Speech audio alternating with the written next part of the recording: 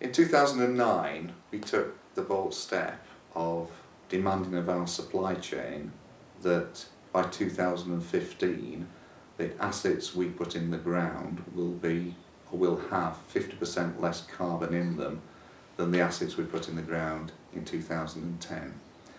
This in part was a response to the demands that we face within our region, which is probably the driest region and getting drier in the UK, with flashy storms, particularly in the summer, that are getting more intense. So climate change is biting hard.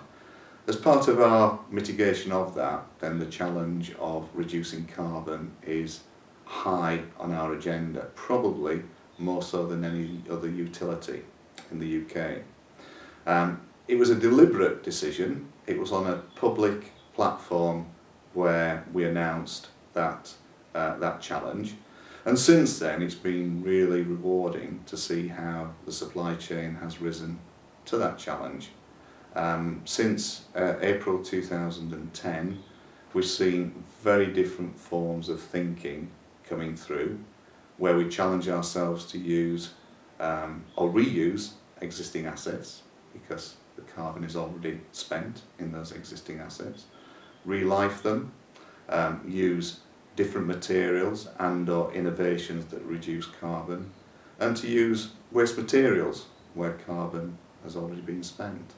So where we stand today, and it has given a new lease of life to the engineers within our supply chain on the cost challenge, is that actually it's reduced cost in addition to reducing carbon.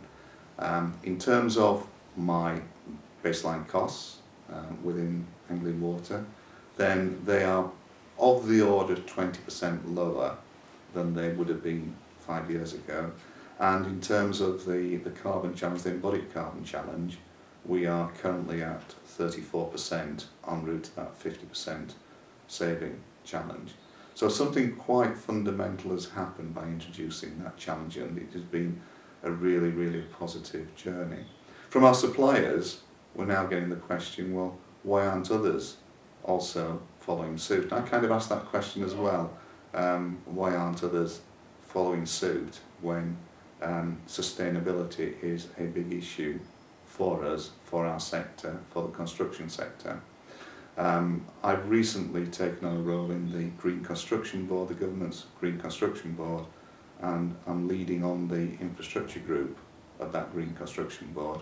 So that's a mechanism, an outlet for me taking that same challenge to that wider audience. Well, why aren't we all thinking more about such sustainability measures and how we can help going forward and how we can reduce that carbon consumption?